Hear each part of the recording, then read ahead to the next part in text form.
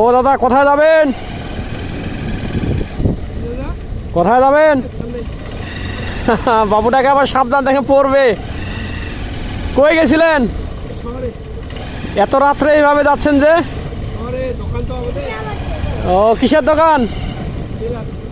ও প্রতিদিন এইভাবে যান নাকি?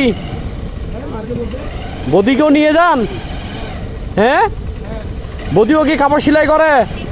হ্যাঁ, বাবুটাকে সাথে করে নিয়ে যান।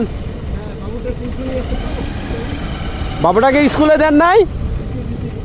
এই সাথে করে নিয়ে যান, এই রাত্রে আপনার সাথে আসে।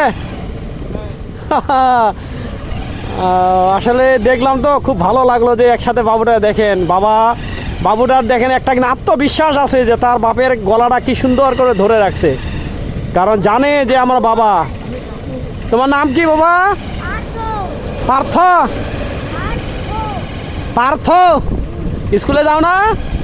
কোন ক্লাসে পড়ো? ক্লাস 1-এ পড়ো? ও আচ্ছা আচ্ছা।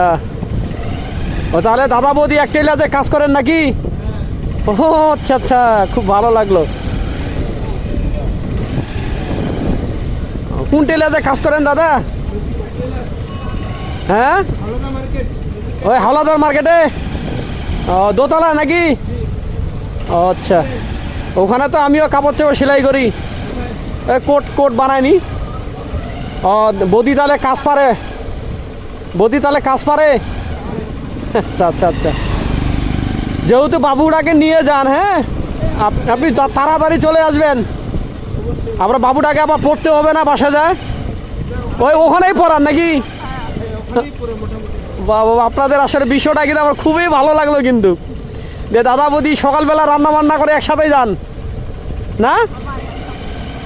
আমার একসাথে চলে একটা ছোট গাড়ি কিনে কি হবে? গাড়িতে তেলের অভাব। ও গাড়ি বাসায় আছে, তেলের জন্য বের করেন না?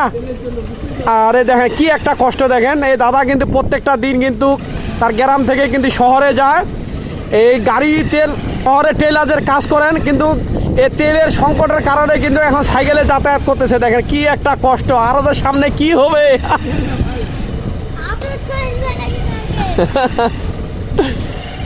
তো ঠিক আছে দাদা, আমি কিন্তু এই বিষয়গুলো একটু ভালো ভালো বিষয়গুলো তুলে ধরি তো।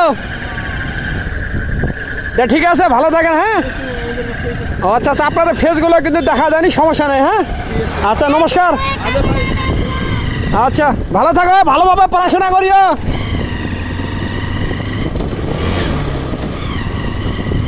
সুন্দর একটা